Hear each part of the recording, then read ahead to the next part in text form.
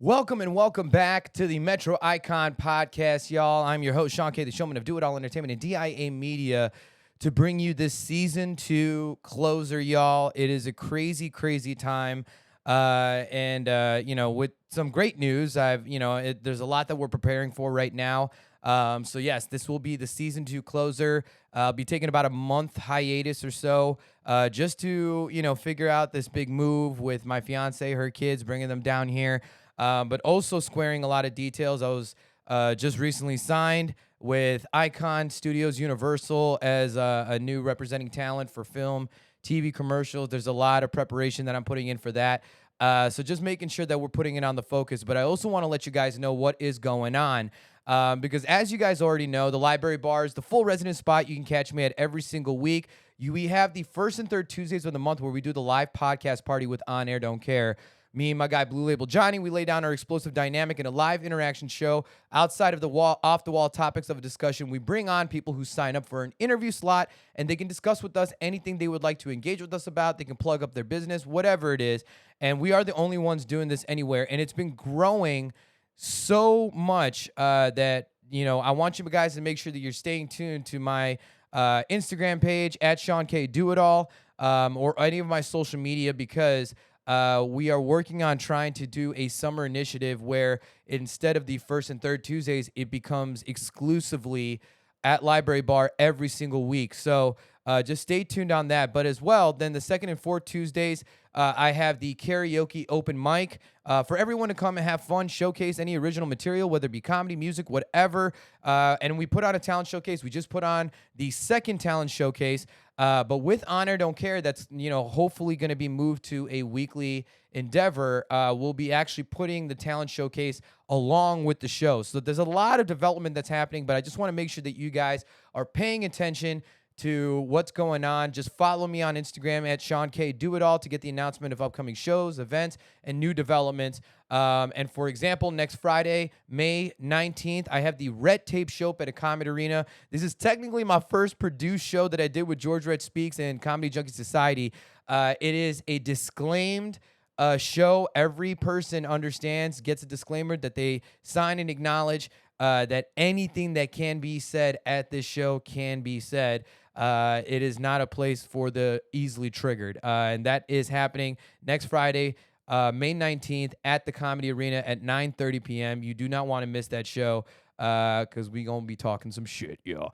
But of course, before we get into this episode, y'all, this show would be nothing without our amazing sponsors, starting with InsiderCloth.com, the last microfiber cloth you will ever need, because we all have the habits of using our shirts and our fabrics to clean off our glass screens and lenses, whatever it is. But what you don't understand, actually, you're just moving dirt around that glass lens. Insider Cloth is that innovative solution where you don't have to worry about thinking about that microfiber cloth. It is an easily applicable microfiber cloth that goes on the inside of your shirt. Just peel the back, apply it, and then iron on for less than 30 seconds, and you're good to go. Machine washable and safe. You're totally good. It's the best kept secret to keep that common habit. So just go to insidercloth.com, apply the promo code DIA Cloth, that's DIACLOTH, to receive 10% off your next order. And of course, I still got to shout out my guy, Teddy Johnson of D&K Contracting, because this guy is doing unbelievable work and service for people all around DFW and all over Texas,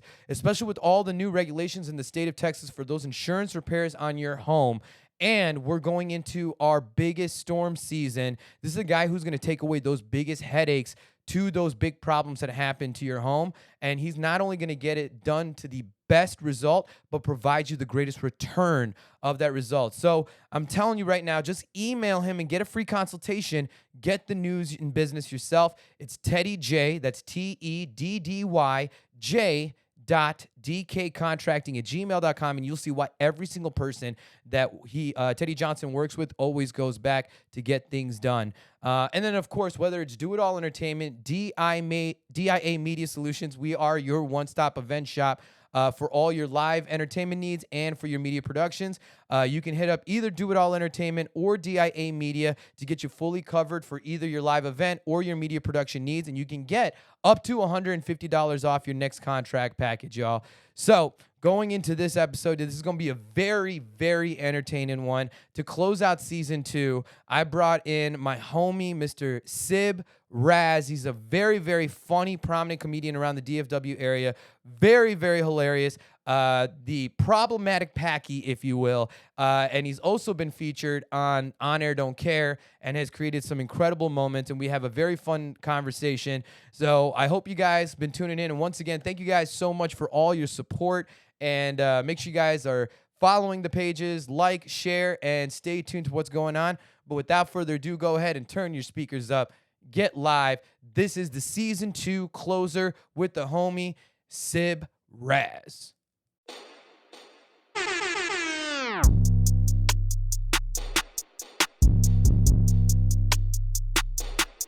You can do it all. You can't.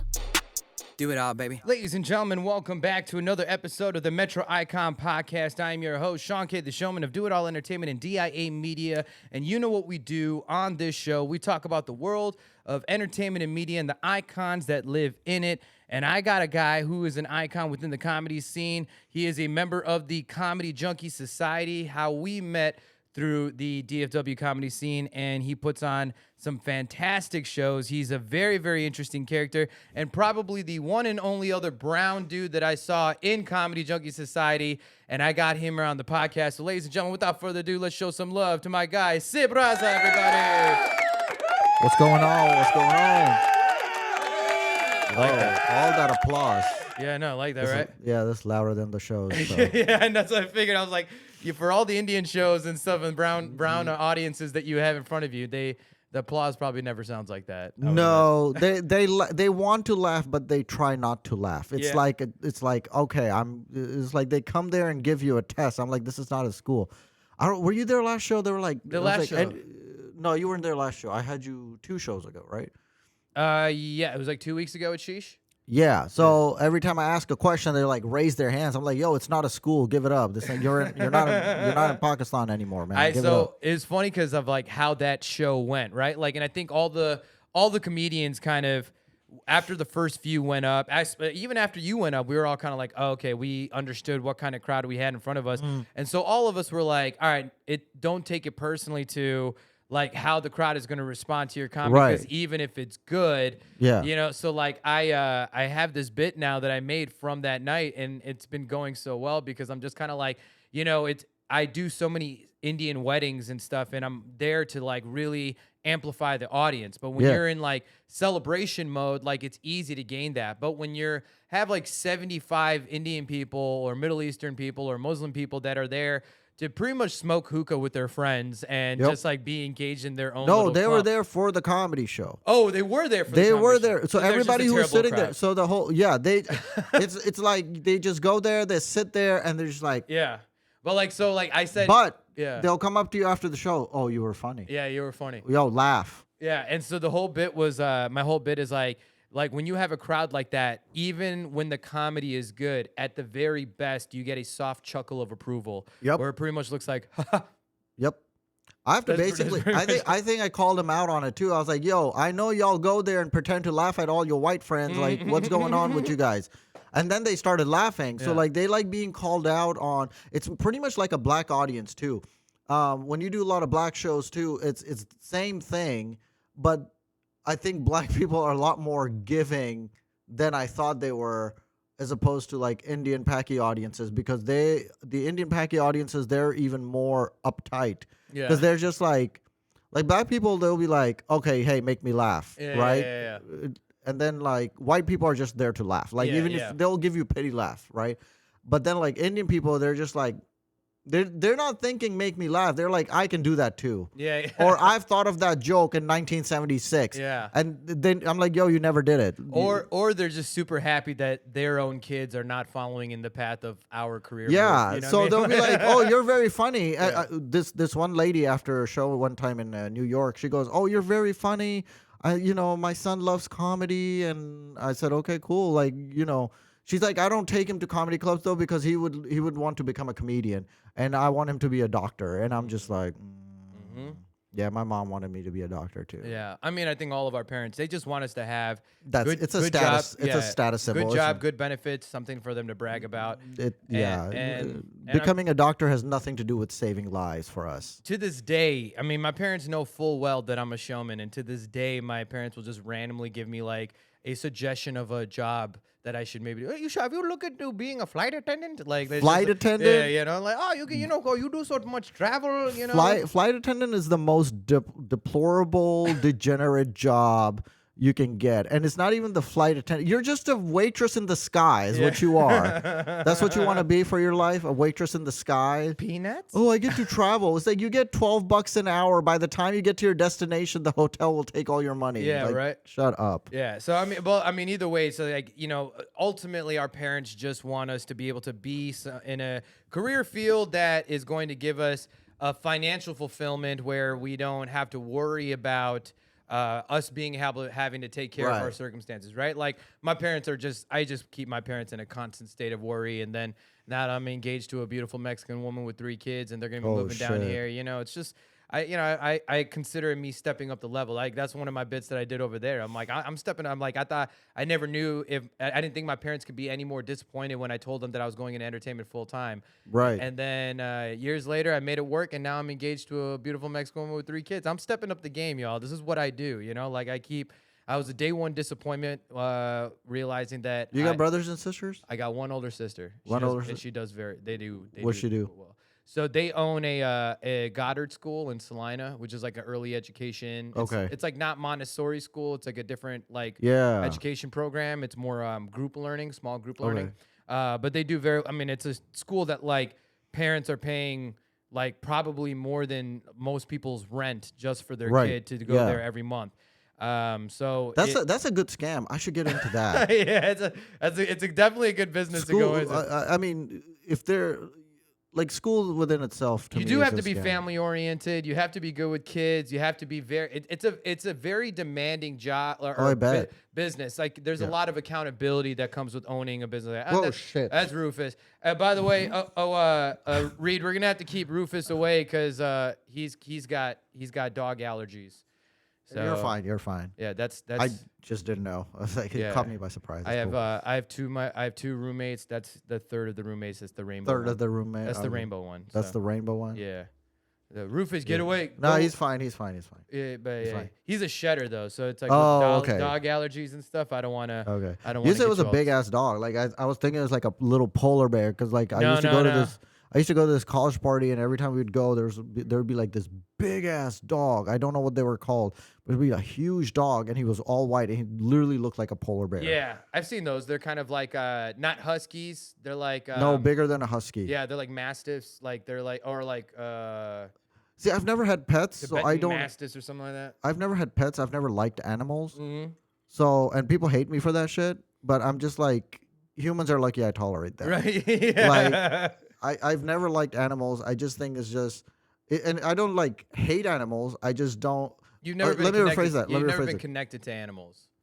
No, it's just like I think anybody who like, typically anybody who, usually women, if they have pets, there's something wrong with them. Yeah. Like there's something mentally wrong with. I told this one lady, I was like, yeah, usually when people have pets, there's something mentally wrong with them. I was like, what about blind people? I was like, well, your eyes are connected to your brain. Yeah. And there's mentally something wrong with him. Yeah. Right. And I mean, I understand it helps with depression and all that stuff, but like some people like, all right, I'm not going to get into it. No, I mean, I think I hear what you're kind of saying where like some people will take certain like luxuries or liberties and they'll take advantage of it and trying to like categorize them into a place of being able to like bring their pet everywhere. Like I used to have a dog, and it was actually an emotional support dog because I was going through therapy at the time.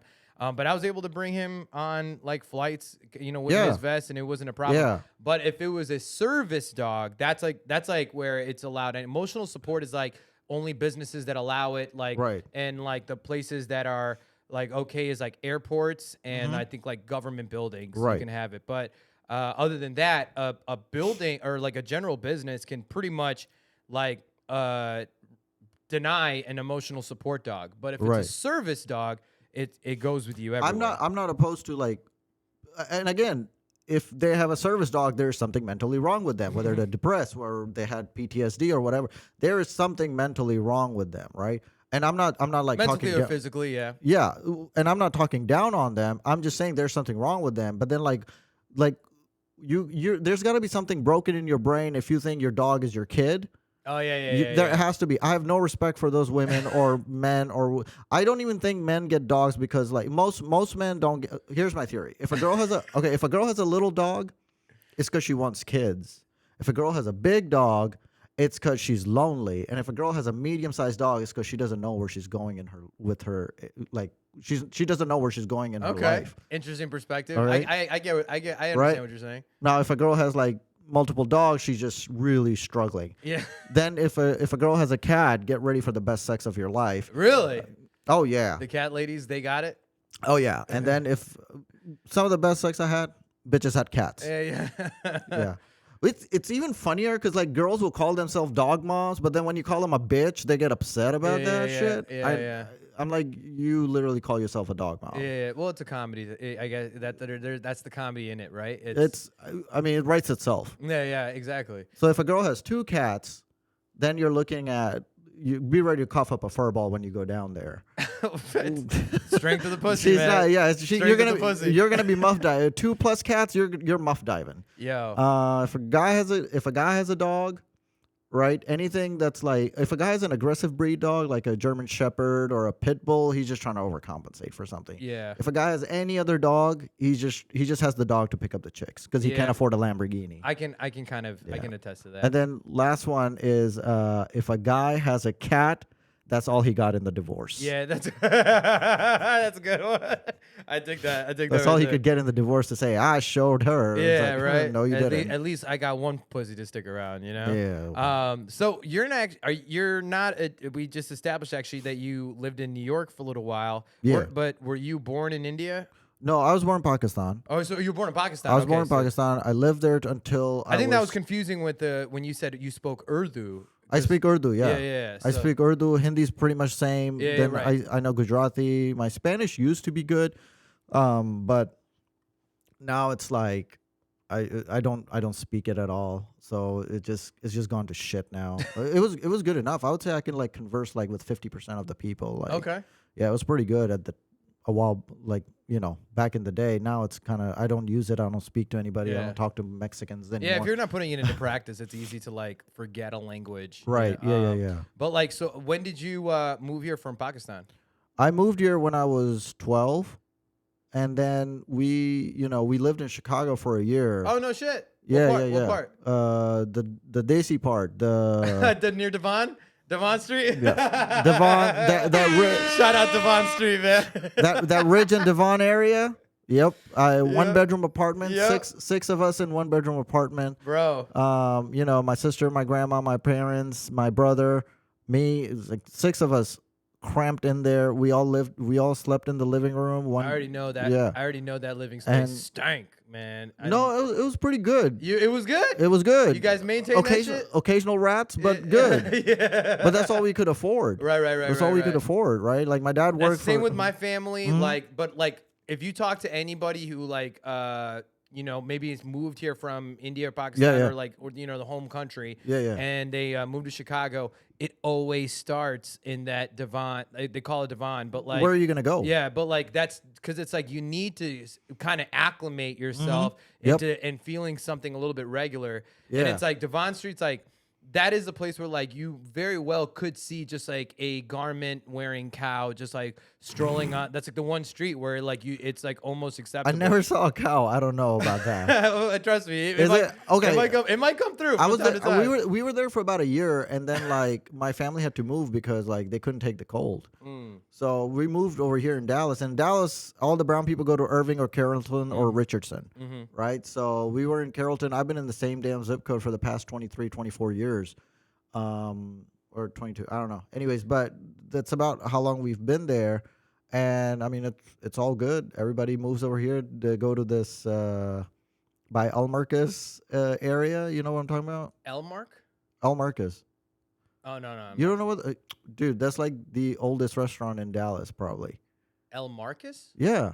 I have not. No, I mean, dude, I've only been here since the end of 2020, so I'm like, Yeah, but that's like the first thing every Desi person knows. really? Every Desi person.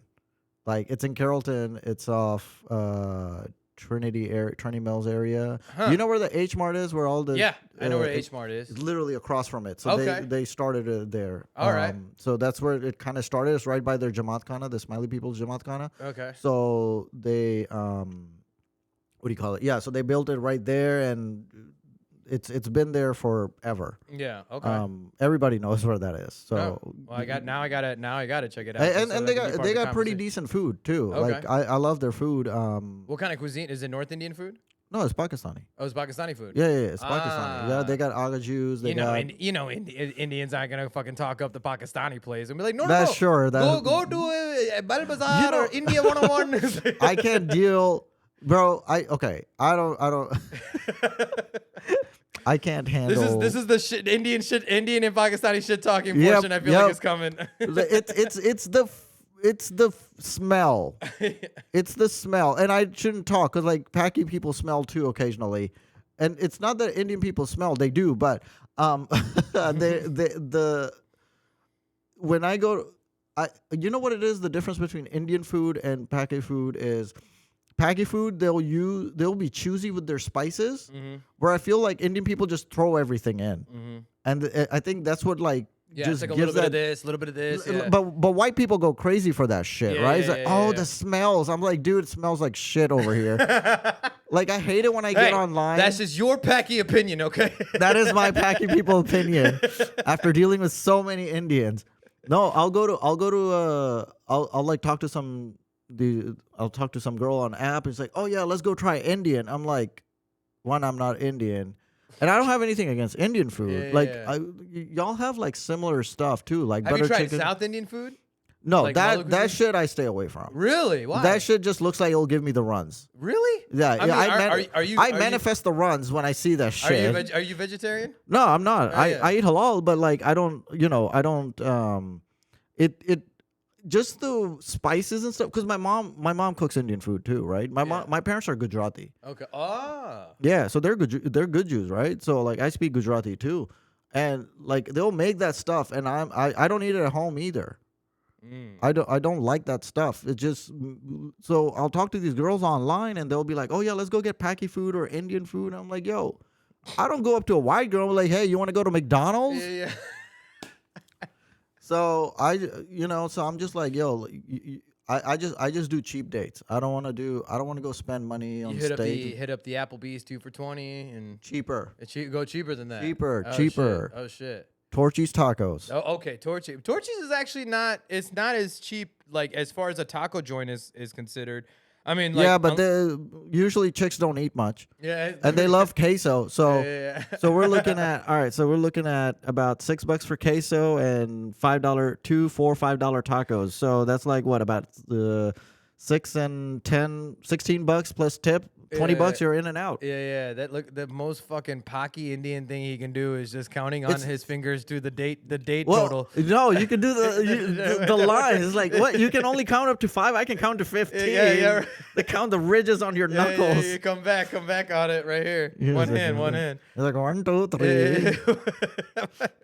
All right, Torchy's Tacos, but I mean that's actually like it's not like a Bueno's, you know. It's not like it's better than a Taco It's Bueno. nicer. It's nicer they than have Taco Bueno. they have the best queso. And usually when I tell girls, Yeah, I can agree with that. best queso I've ever had. I've done some biz at the Torchy's Tacos. And Okay. stuff, a couple different locations. And What stuff. what kind of biz? Well, when I first moved here, before I like found my workflow, Yeah. when I moved here, I was working with like this kind of nonprofit marketing company. Essentially, like sometimes you see those guys that are posted at like the Walmarts or whatever, and they're like they have a table set up in front talking about like see if you can donate to like anti-bullying and stuff like that. So it was like a nonprofit for like an anti-bullying or like teen suicide like organization.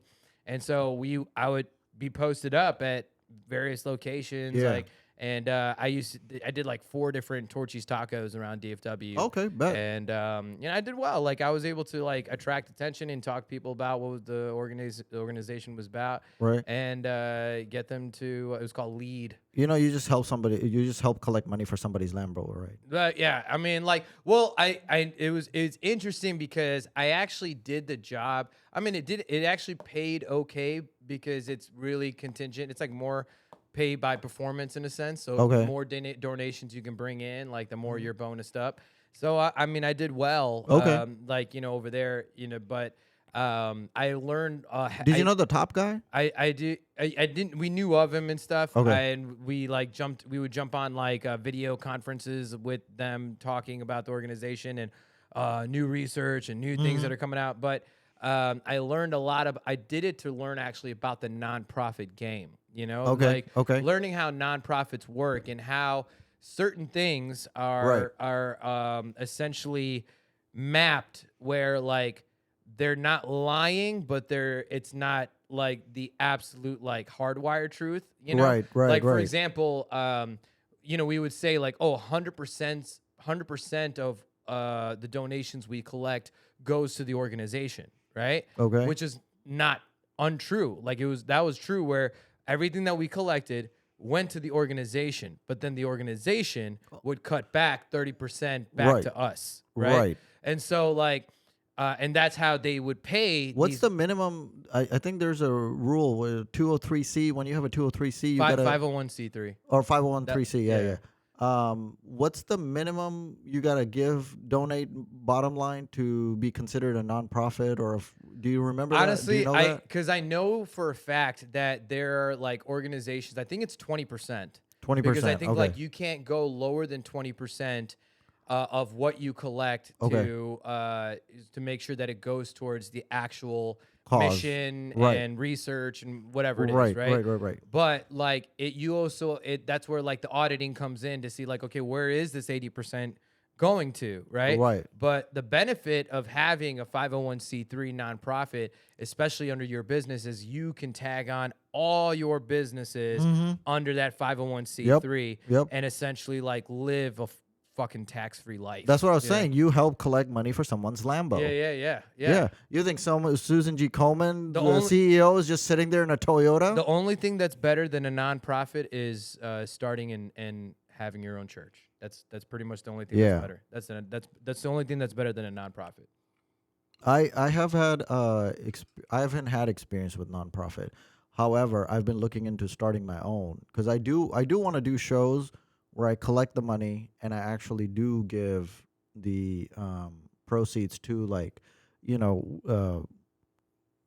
the countries like Syria and Turkey and stuff like that. I'm working with a few people, so they're gonna give me that. And like I used to do people's taxes, so I know how to work around all that stuff, right? So I am looking into starting my own nonprofit or a charity organization, what have you. So, and then, of course you get to write it off and all that. Yeah, and I think to not discredit any nonprofits, I know that there are definitely nonprofits that are doing positive work, but like at the same time, it's 2023. Nonprofits have been around for a very long time. So that is why the elite and the rich go into the nonprofit game because so much is it able to be written off into to some degree, right? Yep. That benefits their actual businesses and the money they. I mean, every place, from what I understand, look, I've heard this from some interviews or whatever, but basically what Bill Gates does is like, he's like, oh, I'm starting XYZ over here. We need funding, blah, blah, blah, blah, blah.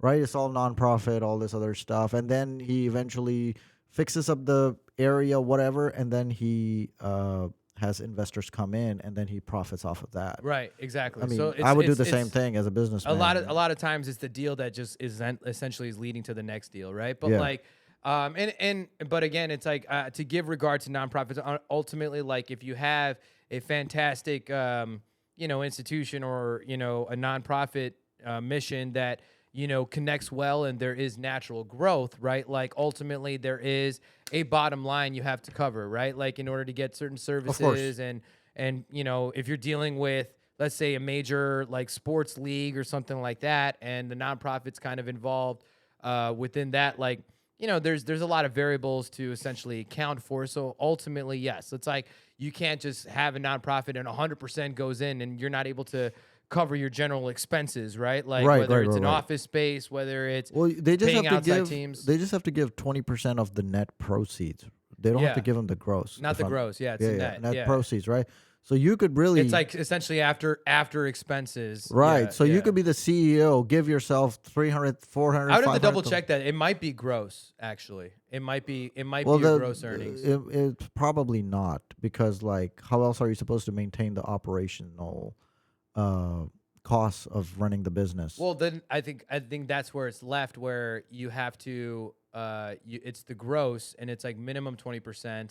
And then ultimately from that gross, you handle all your base income. So whatever is left is essentially kept for you, but you have your terms of what you're giving into like your research. But again, I don't know exactly. Net very well could be the way they flow, because it just makes a little bit more sense on the business aspect. Yeah. But I don't know the government regulations. But again, it's like, it's something definitely I jumped in to try and understand some of the educations of how nonprofits work, because I saw that as an avenue for my businesses in the future, right? Okay. Every hustle I've ever done, even now when I do Lyft, that is to feed the umbrella of like what my businesses are, right? Okay. Like I have my signage, and I have like my QR codes to my website, then I have the flyers of the shows that I have coming up with QR codes. So that, you know, like I use that outside the money I make from my passenger rides. Like I use more the marketing avenues of being able to get new followers and all that kind of stuff. Literally, like every single time I jump on You do Lyft, good with promotional shit like that, but like you got QR codes and all the. I don't even have a website, bro. Like I've been doing this 10 years. I don't have a website. I don't have. So you've been doing comedy for 10 years. Yeah. Okay. Yeah, and I don't have a website. I just started making money like 2 years ago. Right, and like I don't have a website. I'm working on a website, but I'm working on everything, right? Hey but man, I got some Indian. I mean, if you want to see my website, I got some Indian guys. You know, if you need it, they're out in India. I got one of my chicks on it. I literally got one of my chicks on it. I'll show you after the thing, like what she's got. Yeah, I definitely believe you, bro. Like Sibb definitely, like, I know you fill quotas for some of these white women. You know what I mean? I have to. Somebody has to. No, you're doing a service. You're doing a service to white women. It's a blessing and a curse, bro. It's a blessing and a curse. Like, like. So that's your major attraction. You're mostly attracted to white women. I always have been. Yeah. I like when I used to live in Pakistan. I didn't find any girl attractive. Except the light skinned ones. Not even light skinned ones. Really? Nobody. Because there's some beautiful. Oh no! Don't, let me put it this way. I thought they were beautiful, but I never saw myself being married to them. Okay. But back then, it's like in Pakistan, there's no dating. It's like, oh, she's pretty. I want to get married to her. That's it, right? Done. But in when I got here, and then like I started like I was just like, okay, that I like. Like I think I was like born with this thing. It's kind of like gay people, like, oh, I like dicks, right? They're like, no matter how many girls you give them, they still just want dicks. So it's like, no matter how many different races of girls you give me, I'll F them, I'll fuck them, but I'm not going to want to particularly want to marry them or like. But the only issue I have with white girls is they're a flight risk. Yeah. All of them. Oh, and I know there's some speak on that. Some chick getting triggered right now. Not all of them, and the ones who say not all of them is them. That ones, Is them. So wait, so what's the flight risk of being with a white woman? Like what? They're all flight risks. Like they will literally like leave at drop of a hat. Like it's just and it's not that they're bad people. It's just they make poor choices. They overthink. All girls overthink, but but overall, like, so I have a lot of experience dating white girls, right? Like, so I know they're all flight risks. Yeah. Right. It's like I'll say this: my life would be simpler, easier, and better if I did marry a Paki girl. However, only with your parents and your family. No, I don't. My parents have like kind of given up. They're like they fully expect me to bring home a white chick. Yeah. Right. I mean, my parents expected me to bring home a non-Indian girl. Yeah. You know, Same. or- They expect me to bring home a white chick, not Mexican or half and half or none of that. It's always been really weird, and I've tried, like I really have tried dating other races, and it's just like I'll go on date with them, I'll have fun with them, everything will go good, but I'm just like, not her. And usually guys know when they meet the girl in the first like 30 minutes, they know, right, if she's gonna be worth committing to. Right, and then maybe like 2 months down the line, she might say or do some shit. Right. Well, my argument to that would be like, I think a guy, especially a guy in his 30s is more likely to not compromise who he's giving their time to, right? Like, because when you're in like your young, like 18 to like, I would say like 25, 26, 27, like those like young to late 20s. Yeah, they'll do anything. Yeah, you'll do anything. Like, you know what I'm saying? Like, you will compromise. You're like, I don't care how annoying this fucking broad is. Like, I will put in the work just to like close the deal type of deal. I've never put in work. I've actually never made a move on a girl in my life. That actually might be your attraction point, is because that like they see you as a cultured man, right? But you are not dawning on them like most Paki Indian men would to try and I am. I just don't show it. But I think you let your asshole, you use your assholedom, you know what I'm saying? My assholedom, yeah. You use your assholedom to its advantage to like, because girls want what they can't have. Right. They want what they can't have. And I've always been like that. Women also want, but like mostly girls, yes. Yeah, I mean, men, women, I think for girls, it's like, I learned like in high school, I learned in high school that girls will want guys who other girls have, right? But I was just like, girls will tell you, it's like, no, I want a guy who's only for me and this and that, blah, blah, blah. And then when you ask a girl, it's like, do you really want a guy that no other girl wants? You phrase it that way, they'll be like, no. What they really want is they want all your time, energy, and like life force to be committed to them. Yeah. That's what they really want at the end of the day. And I'm just like, you're not getting it. Yeah. Like, you're not getting it. It's because, and so like when I say I haven't made a move on a girl, like I'll ask them out, but I've never kissed a girl first in my life. Oh, you leave it to them, huh? Because here's what I've learned. So I had so back when I used to make friends with girls, right? Because I was like, I was like, when I was younger, I was like, okay, I'll be friends with them, and then eventually maybe they will do the thing, which was like stupid on my part. And I'll be honest with you too. Like I would say for about half the time it would work too, where the girls, I'll be friends with them. And they will even have boyfriends, but they'll come end up sleeping with me. Right? I'm just like a man. Honestly, man, like in my head, because I'm such a visual person. Yeah. But like I'm imagining like this like under 12 years old Sibb Razz in Pakistan and shit. And like nothing. Never talked to any of them. And like you know, the Lakshmi at your school, who's like the very pretty girl. She's like, hi, Sibb. You're like, hi, Lakshmi, and whatever. And then like you're in the shopping market and you happen to find the white woman shopping or whatever, and it's like, yeah, like every brown man. You know I had this bit about that. I was like, every Indian man has the same song that plays when they see the white girls. You know which one it is? I don't. Yeah, it goes. I don't know if I want to hum it out or if I want to sing it because I don't sing. I don't sing. Sing that shit. It's that DDLJ song. Tujhe dekha to. Yeah. Tujhe dekha to. Yeah, you're way better at this shit. Yeah. I don't speak the language. I don't speak Hindi. But I can sing the you do it really good. I can sing the shit. You do it really good. That's like I sing more Hindi songs than I do Malayalam songs. Okay. Like even if you go that's to like, South India, right? South India, yeah. It's like so Kerala. That's like filled with Christians. Yeah, if I'm not mistaken, right? Yeah, so I'm a Christian born. Yeah. So it's like if you go to our family parties, majority of the family, like especially the younger generation, first generations and stuff. But a lot of them, they'll sing Hindi songs. Yeah. Hindi songs are the ones that like carry over. There's some Malayalam songs that bang, like don't get it twisted. But like for some growing up, like Hindi has always been that medium that I was able to kind of pick up and stuff. Or like tum paase aaye. Yeah, like it makes them get. It gives me butterflies. It gives me butterflies. I know it makes you feel good. Yo, you know, if you got a white girl or whatever, you wanna write her a poem. Where okay, if you wanna write, you wanna romanticize the shit out of your girl. What you do is you take Bollywood songs, Yep. right? And you find the English translations and just copy and paste that shit go. and give it to the white girl. She's That's gonna it. melt.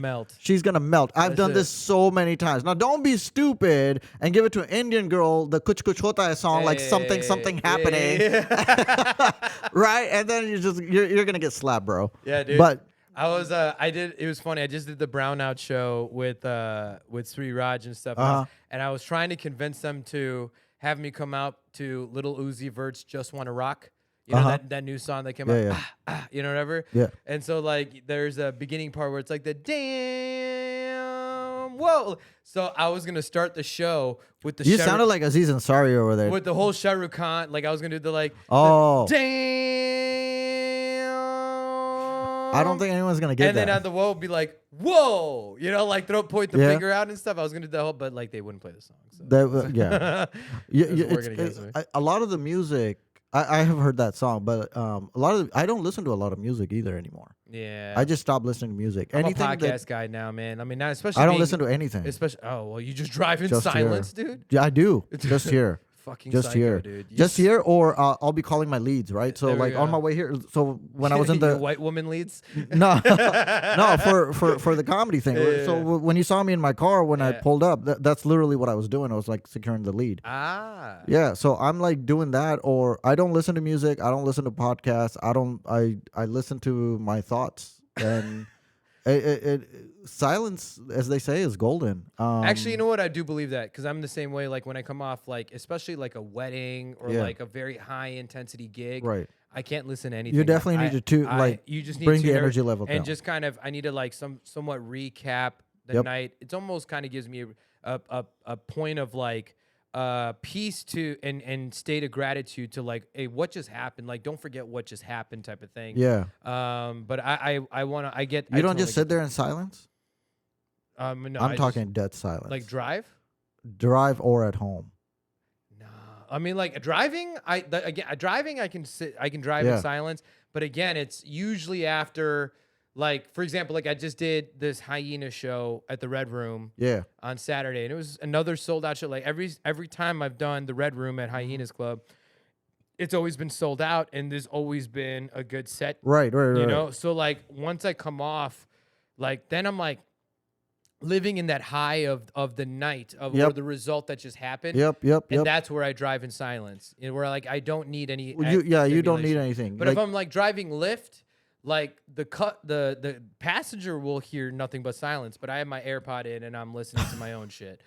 you're one of those. Because I don't trust because it's so subjective to, especially I'm listening to so many comedy podcasts. Yeah. And you never know where it's gonna go, and it just goes off the wall, and like you just have that one Karen that like Yeah. hearing like it was when he listening to something. Are you a 5-star inappropriate. driver? 5-star platinum, 5-star baby. platinum. Ooh. 5-star I platinum. used to drive for Lyft. I drove for about 3 rides, and I just said, "This is stupid," because I was just like, I mean, it paid. This is like back when they were giving like, you get to keep like Bonuses are 80, wild, 80 or yeah. 85%. Mhm. Right now they do 75, I think, or 70. Yeah, it's like I want to say it's probably even like 60-40. Oh, no, really? it's like maybe 75, maybe 75. 75 20. Yeah, so I used to do that back then, and I did about 3 or 4 rides, and I was just like, I don't enjoy this. It was stupid, you know. However, I would do them around SMU area, so there'd always be hot chicks in my car. My buddy, he used to drive for Uber, and one time the chick left her purse in his car, and it was chick, her boyfriend, and another chick. So he dropped him off. The girl left the purse. She called him up. My buddy takes it up to their high rise, And they're like, they invited him in. He didn't do it. Yeah. If you're curious. I wasn't. But you know what? What we're going to do right now, we're going to come back into it. We're going to take a short break so you guys can take advantage of these amazing sponsors and the offers just for you listening to the Metro Icon podcast. So don't go away. We got a whole lot more with my homie Sibb Razz. Are smudges and marks piling on your sunglasses? Got fingerprints all over your cell phone? And still have the bad habit of using your shirt because you keep forgetting your microfiber cloth? Introducing the Insider Cloth, the innovative, best-kept secret to keep the habit without forgetting your microfiber cloth. General Fabrics just push dirt around and with the moisture can create microabrasions which can damage your glass surfaces over time and still leave you not seeing things clearly. With Insider Cloth, it's super easy. Just press, iron on, and you're good to go. Applied to most of your common wear and fabrics, and it's 100% machine washable and safe. Now you can do what everyone else does, but your secret will be the right way. Go to insidercloth.com and get 10% off your next order with promo code DIACloth. That's DIACLOTH. Insidercloth.com. Keep the habit, change the fabric. And now for all those homeowners out there, whether you need to get a new roof or you have a home restoration project you need to get done, y'all got to hit up my guy, Teddy Johnson of DNK Contracting. He is the most elite choice of all your commercial or residential contract needs. Teddy Johnson has been proudly serving DFW and providing all roofing style needs, as well as gutter and siding installation, custom metalwork, kitchen and bathroom remodels, fence building, window replacements, and so much more. And especially when dealing with those tedious insurance claims, Teddy Johnson provides the most outstanding quality of work and customer service you won't receive anywhere else. You got to email him now at teddyj.dkcontracting@gmail.com. Get a free consultation on your next home restoration project or home repair. And of course, y'all, you know I got to talk about my businesses. Do It All Entertainment. For anyone looking to amplify their next live event, whether it's a corporate event, conference, or that special wedding celebration with your loved ones. Do It All Entertainment brings the highest and most dynamic performance entertainment with top quality audio and visuals. There's literally no limit to what we can provide and can be accomplished at your next event. So visit us at doitallive.com or email us at info@doitallentertainment.com. Mention the Metro Icon podcast to get a unique offer on your next event package. Then, of course, we have DIA Media for your go-to media production and creative consultation needs. If you're looking to amplify your business or brand visual promotions and trying to start a podcast of your own, reach out to DIA Media through our Facebook page and mention the Metro Icon podcast to get a special offer on your production needs. Yo, now I gotta tell you about my number one spot in all of Fort Worth. This is the Library Bar FTW. It's the most unique bar and entertainment venue located in downtown Fort Worth, Texas. From its chic library ambience, multi-level beercade gaming space, you can find the most dynamic events and party atmosphere you will not find anywhere else. And it's always the spot you can catch me at. Check out the Library Bar at 611 Houston Street, right at the center of downtown Fort Worth, and get everything you could ever want on your night out. Hey, what it do? It's your boy Blue Label Johnny, giving you the Blue Label Weekend Itinerary. On Friday nights, you can catch me with the lovely staff of Hooters Grand Prairie, kicking off the weekend in style. And on Saturday night, the party's going down. I'm busting out the karaoke. I'm at Eagles Point in Saginaw. And on Sunday, to close out the weekend, you can catch me in downtown Fort Worth at the Library Bar. Check in with me all weekend long, ladies and gentlemen. I'm holding the party down. And we're back with our next segment with the problematic Paki. That's what I'm gonna. Problematic. I'm gonna call him the problematic Paki.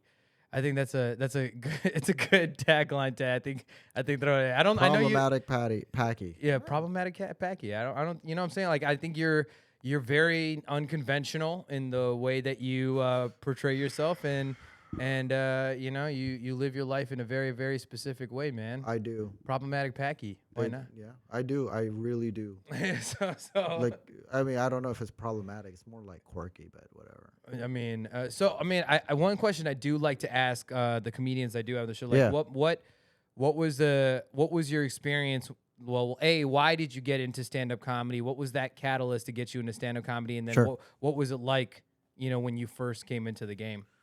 Obviously, I didn't know much. I actually, I was on a really crappy date with a Mexican chick. It doesn't work. It doesn't work. I tried. Man, she was hot. I really wanted to like, but it just wouldn't. And we were just walking around, and I said, "We're at Mockingbird Station." And I said, "Hey, I found out that there was an open mic there." I was like, "All right, let's go over here." And I go there and I look at it, and I'm like, "I can do better." And this is before I had even picked up on comedy. And then like So you weren't going to the open mic to do the open mic. You were just I was there. just there because I wanted her to like. She was really into me. Cheap date. It was a cheap date. Yeah, I only got her ice cream. But that was like 10 years ago. So I was like, what, 30, 24? Okay. I was like 24, 25. And I didn't have money. I didn't have anything. I was working like, what was I doing? I don't even remember. I had just graduated college, Where'd you go to college? UNT, For finance. oh, right. Yeah. I was an Standard. overachiever. Standard. Needed a 2.7. I got a 2.71, baby. So I got that. I did it was really boring. Like she was like freaking gorgeous. Like you would go crazy for her probably. But No, I wouldn't. just, I'm already engaged to a Mexican woman. There's not a single woman out there. well, you can become Muslim and you can get 4, No, bro. no. So actually, you don't even need Also 4. won't happen. This Also whole won't this happen. whole this whole one girl. I don't know if you wanted me to go down that road right now. Anyways, so I take her to the open mic, and you know, there were some funny cats. I don't remember anybody who was there because I didn't know anybody. I wasn't paying attention. And then I said, "All right, let's go." I drop her off, and next day I went to work, and I wasn't doing much. I was just doing some marketing for a real estate company, and I started writing, and I wrote like probably like 15 pages that day, and like I don't know how long, but I wrote 15 pages that day, and I'm like, okay. And then at that time, I didn't know like cutting the fat out and punchlines, all that other stuff. And all like, I don't know how you write jokes, but all my jokes start out with punchlines first. I do punchline 1st, and then I build my stories and experiences in life around that punchline where I can use that instead of doing a story and then come up with the punchline. I want to try to do that. It's very difficult for me to do that because for me it's like I don't find because I don't know what punchline I'll come up with, right? It could be funnier than what I would come up with, or it could be not as funny, but I know the punchline that I have is funny.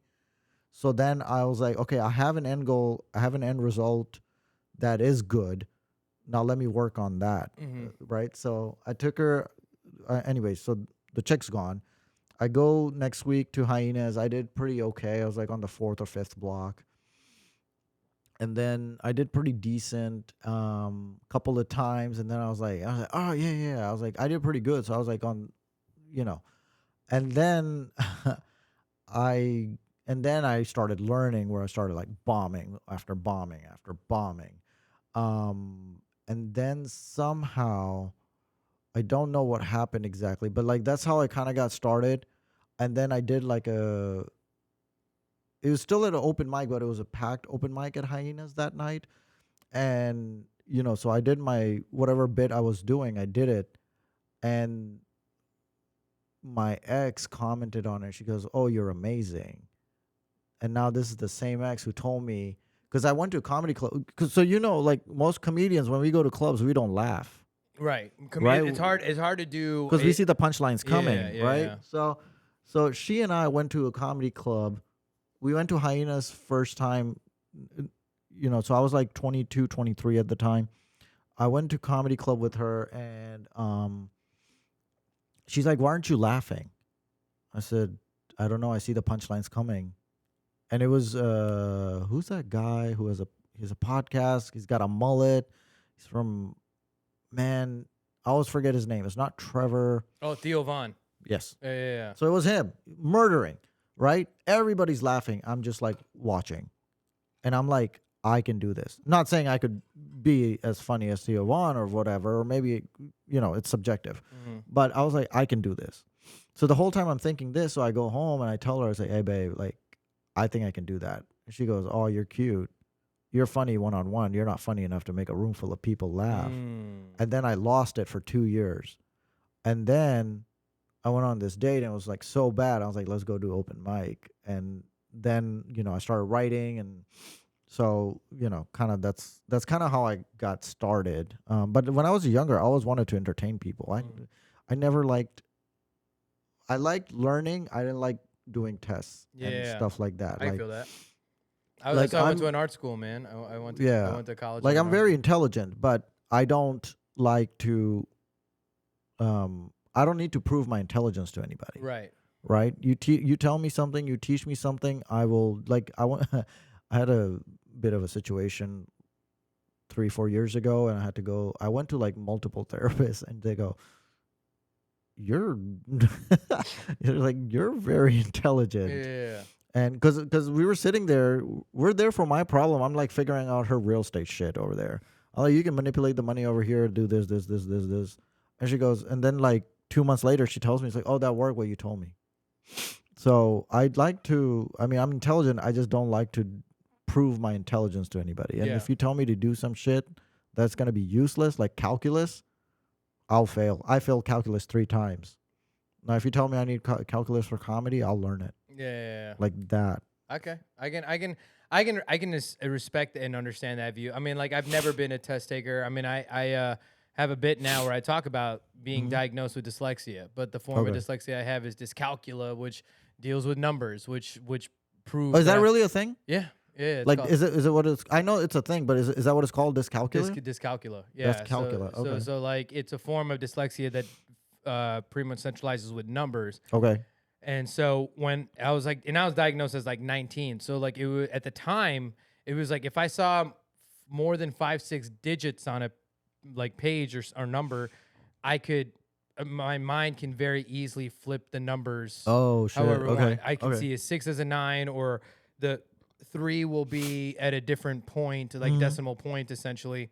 And then it's much more amplified when it's like letters and numbers on a page. So, yeah. I mean, obviously though, that with you can train it, you can train your brain to kind of work past. So it's gotten better. Okay. But like having dyscalculia. So I could just tell you I'll pay you $50 for sheesh, and I just give you 5. Yeah, right. I'll be like, wow. But I was like, Sibb's so gracious. He paid me unbelievable. $50. Like. And I'm like, or like, you pay me $30. I'd be like, what? So $3 is all I get for this whole thing, But I wish you had done that to me when I first paid you, and I didn't know that. And you like dyscalculia. You have dyscalculia. I was like, oh. But again, but I can if it's 2 digits. You get it now. Yeah, if it's 2 digits, 3 digits, 4 digits, I'll be okay, But again, yeah, it's just that's why I'll never be able to handle like taxes. Like even with my like do it all with my entertainment company, like I have a third partner. He runs all the operations and he handles the books. Yeah, so, you need somebody who's complements your weakness. Yeah, or I guess just pays attention to the details that I'm not going to be able to see, you know. So, but I pay attention to details that are like more the impact stuff. Like, I have more of the hand in the sales. I have more in the hand of like the marketing and all that. Right. But well, you seem to be good at it. So yeah, I'm guessing you design all this logos and all this stuff. You did it yourself. Yeah. Well, I find I had a guy that that used to do all my like graphics and stuff, but I explained exactly what I was looking for and literally pretty much imaged out and story literally exactly to how I want it. Now I'm able to do my own flyers. I'm able to do most of that and everything like that. But as far as like creating it from the jump, like right now I'm working on an actual like an accessory apparel for suits, and it's a special design. It doesn't exist, and so like I had to literally explain that to this graphic guy to create the layout for the warehouse in China to be able to make the product itself. So it's like again, I'm a visionary, and I'm Right. very much a visionary. So I have to find the way of being able to explain that vision. Right. But as far as like the base details, especially when it comes to numbers and all that kind of Yeah. stuff, like, Yeah. again, I've gotten better at it, but it's not something that I care to deal with, and it's not something that I would ever, like, my parents knew, like, they saw me do math growing up, and they're just Yeah. like, all right, this dude's not, my dad is a numbers guy, Yeah. What does he do? Oh, well, so now he's fairly retired, and then just, he has a CDL license and drives a school bus. Oh. Yeah, Okay. that's pretty much what he does now. But like, he used to be an auditor. Okay. He used to be an auditor, and then he owned a business, and then he had well, technically two businesses on campus downtown Chicago. First one is very non-stereotypical for an Indian guy to own, but he owned a 7-Eleven, and then and then moved to Totally fair. and then moved to an Alice Italian Beef. Yeah, Oh, yeah, okay. Chicago style hot dogs and Italian beef sandwiches and all that. And so while I was going to school, I was also kind of one of the co-managers and helping Yeah. with that. But anything that I had to do as far as like marketing efforts and try and drive people in, he's like, "How much is this gonna cost?" And that Right. was like our biggest differential. Was like didn't see the value of being able to invest in bringing Yeah. bodies and people in. He only saw that bottom dollar amount. Yep. And he's like, oh, what I'm making today, you Yeah. know? And so either way, like, things work out to, where it is and stuff. It's funny you say that because like I know there's a lot of comics. Like I'll book people for sheesh and they'll give me so much shit. Like oh, only $30, only this, only this. I was like, dude, you go to other clubs and you do it for free. Mm-hmm. I'm paying you. Okay, I'll cover your gas. Yeah. What I pay when I can pay, right? And like I did a shit ton of free shows. Yeah. Right? Even like sometimes people will say we'll pay you and they don't pay, and I don't make a fuss about it. Like just like 2-3 weeks ago, somebody said I'll pay you $25. I never got paid. Cool, no problem. It's $25. Yeah, right. But it's the learning that you get from doing like free shows and stuff. And like, dude, I've been doing it 10 years. Like, I don't need the money. I like the money as far as like, you know what? Somebody pays me $25 for, because guess what? I come do your show or somebody else's show. It's not gonna like, I'll do it, but like my main stuff comes from like corporate and all that other stuff, right? And like I barely market myself, but I'll pay on Gig Salad. That's the only marketing I do is on Gig Salad. Yeah. That's it. And so I totally get like, because whatever I invest in Gig Salad gets me paid like 15 times over. Yeah. I mean, well, I would say like, you can't have an entitlement mentality, especially when you're coming into a game like stand-up comedy, Right. And it's like I understood that mentality being a full-time entertainer and coming off of like private event contract gigs and all that kind of stuff as an MC. Yep. I knew exactly what I was getting myself into. And so that like anytime that I did get paid, I took it more as a like, oh, okay, this is just a bonus, because ultimately, like, if anyone wanted me to be on their show or on their showcase or on their, you know what I'm saying? Like, I'm like, that alone is all the accreditation you need, because you have to do this game actively and put yourself in front of an audience and build an audience that is able to want to look you up and want to know more about you or get you to be here or do that. And so ultimately, like, you'll never hear me asking about like, oh, how much am I getting paid? Right.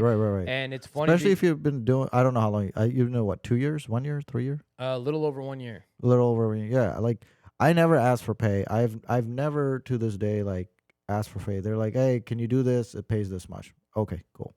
I don't make a fuss. I drove like an hour to do a $10 show. Yeah. Whatever. I drove to Shreveport. I did a show all the way in Shreveport. Yeah. And George put me on, but I'm pretty sure George just had me do it because I have my car is a hybrid and I'm able to drive. And if I'm driving, it supports his alcoholism. But I mean, I did that show and that was like, I got $20. I'm like, all right, like it paid for, but George still covered George still covered all of my gas and Yeah, you yeah, know, yeah. he No, he's covered, good. like, He's good people. He's good people. George is the first one to put me on to get me paid in this comedy game. Yeah, And has connected me to guys like you that has put me on a show yeah, and you know, make it work and you know, like really just take advantage of like the opportunities that's put in front of. But like George has been he's been a big advocate, man. I love that dude because it's like for sure. I call him my favorite pendejo. He's my favorite pendejo of all time. He no man, he was no, he's always good. He always puts me on, and like I never ask him for pay or anything. And you know, he always tells people, he's like, yeah, Sibb got me a show in New York the first time he took me to New York. I was like, I'm flattered, but like I can't handle like You don't. compliments. You I don't do always seem like the guy that like doesn't take compliments well. I don't. You don't know how to I do get it. I get severe anxiety if somebody compliments me. Somebody gives me gift. Like this chick bought me like a really nice. I'll show you the jacket. But like she got me like these 2 jackets, dude. Like I was like I couldn't wear it. I couldn't. The tags are still on it. There's Why? like $300 jackets. Why? I don't know. I can't do gifts. It's Like- just, you know, problematic. I hit her up. I was like, yo, like what do you think I should wear tonight for the thing? And she goes, why don't you wear that jacket? And I said, nope, wearing my $16 jacket. Yeah. It's I'm very low key. Like I go under the radar. Like you know, like I'm blessing everything with everything, but I'm very under the radar. But you also like you were saying that you were waiting for somebody to come check. So you manage properties or something because you were waiting for somebody to pick up keys to a spot. Yeah. So I have a few rental properties. Basically I got So you own properties that you rent out. Yeah. Yeah. So I mean, right there and then, I mean, like that's smart game thinking. Yeah. Obviously, you had a career or put yourself in a financial position that you were able to invest into, like having. Yeah, because I assets. learned a long time ago. If you have rental properties, you'll pretty much not pay taxes ever, Yeah. right? Like I mean, you'll pay property taxes, but really your tenant's paying that. But income taxes, it's offsets a bunch of my stuff. Like I don't pay any taxes. And that's kind of what Trump did too. Like that's why he only paid $700. Like my occasional tax bill might be like $1,000 compared to stuff I had, right? But like last time I paid taxes was like 5-6 years ago. Other than that, I just have rental properties that offset my taxes. Yeah. And people if people want help, I love teaching people how to get away from paying taxes, how to not, whatever. But like I had a really good 6 figures paying job, but I like stopped doing that. I had it so I could buy a few properties to keep me kind of afloat. Now it kind of pays, like it will pay my rent. It'll pay my rent, or I guess I own the condo. Okay. So I was gonna say, own the like condo. you have rental properties or you have properties that you own that you rent out, but then you're paying rent. and No, it's property that I you own the don't- condo. So basically, yeah. it pays for my condo, right? Okay, so okay. I don't have that many, just 5, right? So Just 5. Talking to the Indian guy that owns 0 properties and shit, and you said, "Oh, just 5. I only own 5." I mean, see, that's what I'm saying. Like, I'm not trying to like be braggy about it. It's like to me, it's just 5 because. Okay, I'll tell you why I think. And it's to just me, 5. it's like 5. Right, and I'll tell you why I think it's just 5 because I know I could get more. I know I could have gotten more, right? So for me, like imagine if you could have like imagine you could I don't know how much a 6-pack costs because I never drink. I don't know. Like say 6-pack is like $10, right? And you're like, yeah, I got a 6-pack. $12.99, I think. $12.99. Okay, yeah, close enough. And like if you were to say like, oh, I got a beer can for $10, you would be like, oh, I could have gotten more, right? Like I could have gotten 6 for $10, Yeah. right, or whatever. So it's like it's kind of like that mentality. So when I say just, I'm not saying like, yo, I'm loaded. Like I had a 06 Accord up until like 2 years ago. Yeah, but Right? I mean, but again, I think that's also a testament. Like, I mean, finding out that you don't drink, you never done drugs, you've never nothing. indulged in that lifestyle. No. And like, I'm obviously having a drink while I'm talking to you, but Hey, like, more power to you. but again, I don't even buy people drinks. right. So, but again, like all those dollars adds up, right? To That yeah, you're right. You're absolutely right. Like dude, I have like no my worst vice is that I eat at Taco Bell a lot. For real. Like I bet Taco Bell has like their own they have their own account under Sibb Razz over No, there. you gotta have like because like I know I know Chipotle has done like free burritos for a year cards or some shit like Nope, that. just but Taco Bell. But there's gotta be something with Taco So Bell. here's the thing. I love cooking. I cook a lot. I like to cook. However, I only go to Taco Bell when I'm really hungry, and I order the same thing always, and that's it. And so that's my only vice is that I eat at Taco Bell a lot. But food is a necessity. You know what I mean? Like Yeah, but I could okay, so when I lived in New York, I would have I would meal prep, right? And then I knew there was this microwave at one of the stations. I would just stick it in there, eat it, go toss the bowl in the trash, right? So I could do that, but like for some reason being in Dallas, because I have the car and I like going through drive-through, eat it, toss it, wrap it up, because the amount of time it takes me to prepare and stuff, then clean. Yeah. yeah. Well, here's a crazier part. When I cook, nothing gets messy. Ever. Almost never gets messy. Unless I'm making steak or something, it almost never gets messy. And if it does, I just call one of my girls. No, I actually love cleaning too. Only thing I hate doing is dishes. Yeah, I don't like doing dishes either. I don't like doing dishes. I'm not a dish guy. I can do laundry. I can vacuum. I had a can girl wipe shit over. down. I had a girl over this weekend, and she's like, "I scrubbed your toilet." I was like, "Why the hell would you do that? I've never scrubbed my toilet." And your thing is like probably nasty. No, you just take the Tilex mildew, you spray it around, leave it there for 15, 20 minutes. You just come flush it. It's all gone. Well, I got a tushy now, so you know. Oh well. You know, the nice little spray, and you know, get it nice and clean. I use way less toilet paper than I did before, which is nice. Okay, so when the pandemic happened, you saw all the crazy white people and black people and Mexicans, and they're like, "Oh crap, our ass is gonna be uncleaned." Yeah.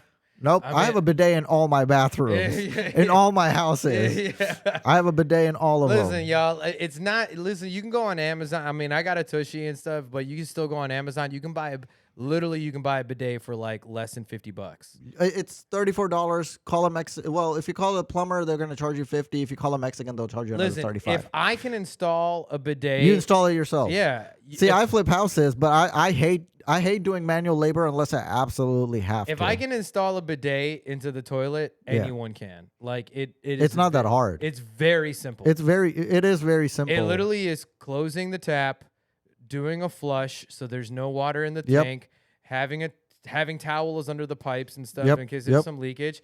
And then all it is, you're just disconnecting and reapplying their little like tube thing that they have, and then reapplying. Here's the only worst part to that though. Like in wintertime, your ass is freezing.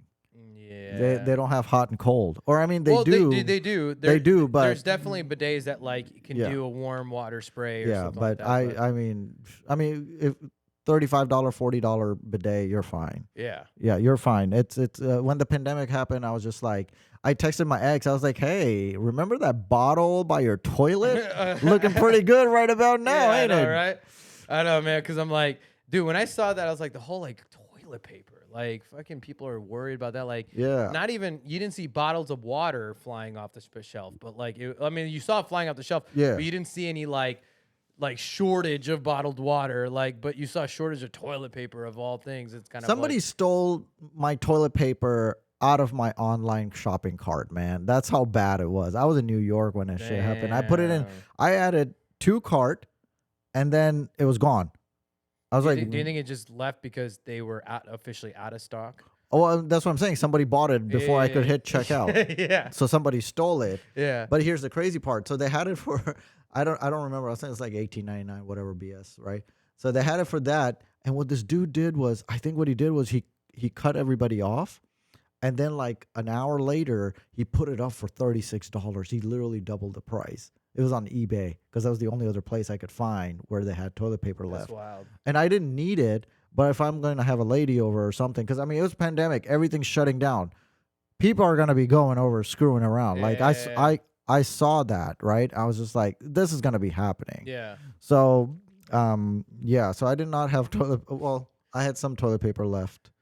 Good thing is I stock up always. I'll buy 1 case of toilet paper, and because I use bidet, the whole case will last me like a year. Yeah, it was just even during that time. It was funny actually to see like some of the even the comedy bits that were coming out of it and stuff. Like people like taking sheets of toilet, like one like squares toilet paper, and then they'd fold it up and put it in a little plastic baggie and like, yo, I got stockpile ready to go. If you Oh, want I had something like that. I was like, yeah, I went to Taco Bell. He goes, 8 rolls of toilet paper, sir. I was like, what's my total? He's like, 8 rolls of toilet paper. Yeah, yeah, I got you. That'd be funny. It's like if you were to trade your Taco Bell and you would provide like a couple rolls of toilet paper, and they're like, "Wow!" Like, Well, this they're doing that with the eggs right now. oh yeah, They're I doing saw that with the eggs right now. You know what's funny? Because like I saw that, I'm like, I'm not even worried. I'm like, I don't buy eggs that often. and You don't stuff. eat eggs? I mean, I eat eggs, but I'm like, I'm not making myself eggs. Like, I don't. Do you like, cook? I mean, I can, but again, it's like I don't like Oh. when my fiance moves here. I'm definitely gonna be having a lot more like cooking sessions and making food and stuff. I mean, I will have to, but like, I won't have to worry as much about the cleanup.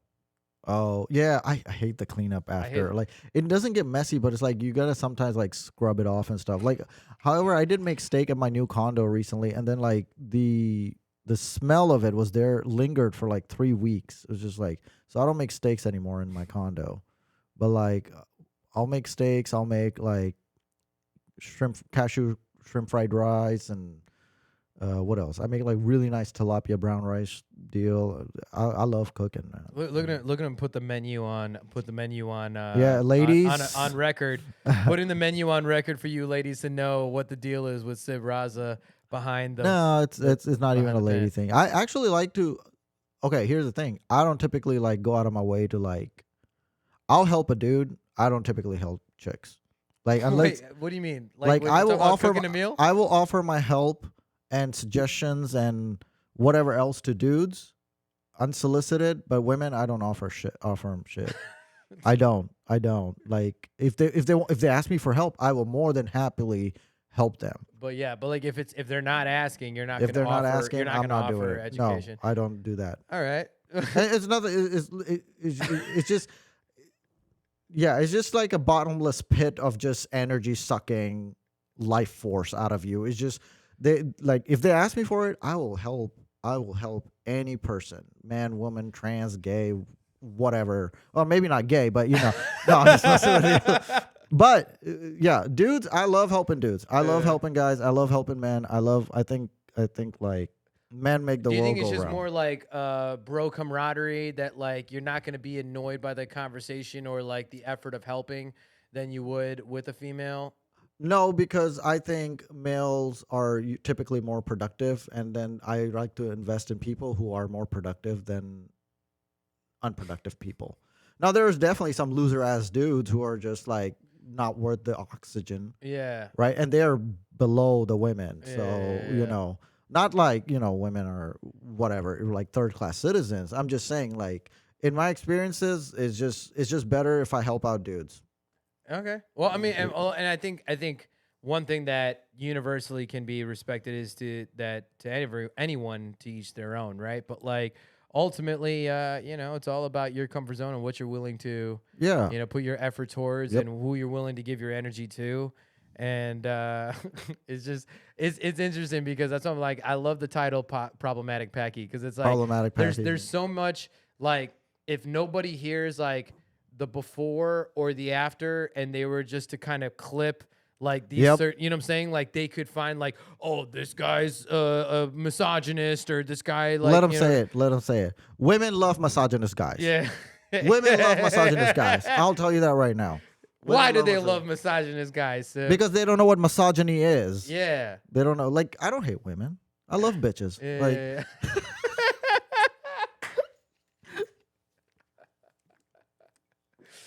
Oh my god.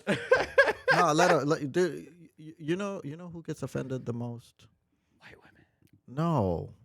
Like, it's the people who are insecure. Yeah. They're the ones who get it. So when I've I always say, had the problem with white women. White women always have the most Why? issues. I mean, I think just as far as a universe, when I'm looking at it, like, are you talking dating wise or just interacting? No, wise? like interactive wise to let's say to anything that I'm doing, Uh-huh. like whether it be stand up, whether it be me DJing, whether it be me emceeing, like even just passengers in my car. You look kind of black. Maybe that's why. No, I mean, like, I think it's well. I do get like mistaken that I'm sort of some sort of black mix of something, right? Yeah, Like, yeah. But I always find that like it's typically like white women, but white people that will find the issues, without like even asking for it, or like just finding the issues underlying to something that only affects them, but it Right. really is They'll like, make it about everybody. yeah, but like it really isn't any issue that has to do with anything, right? I've learned not to be too. I mean, I'm just bullshitting over you with you over here. But usually, like, if somebody has a problem, I don't tell them you're right or wrong. Yeah. I just ask them questions now. Yeah. I just ask them questions, like Same thing. like that status I posted about the fat thing. I was like, oh, where? Which to give some substance, I mean, you can say it, but I'll have to look at it because I can't remember. it was pretty much that like Hold on. that I got like it right here. fat people. It's like unless you have a like health condition, Yeah, I there's said no reason for you to be fat unless you have a severe illness, there's no reason for any person to be overweight. yeah. There isn't. Give me one reason why you need to be a fat fuck. No, zero, zero, zero. I had this fat bitch sit next to me on the plane earlier on my way back from New York. Dude, I fucking lost my shit. I'm like, everybody walks here. Why aren't you? She's just like on her little wheelchair. What about if you saw like a fat person on an airplane that paid for the extra seat No, why? because they had to take up No, the extra seat? but okay, here's the thing. You want to be fat, you can be fat. But if you're going to walk out in public, you're going to get ridiculed, either to your face or behind your back. It's the same concept when girls go out dressed like hoes.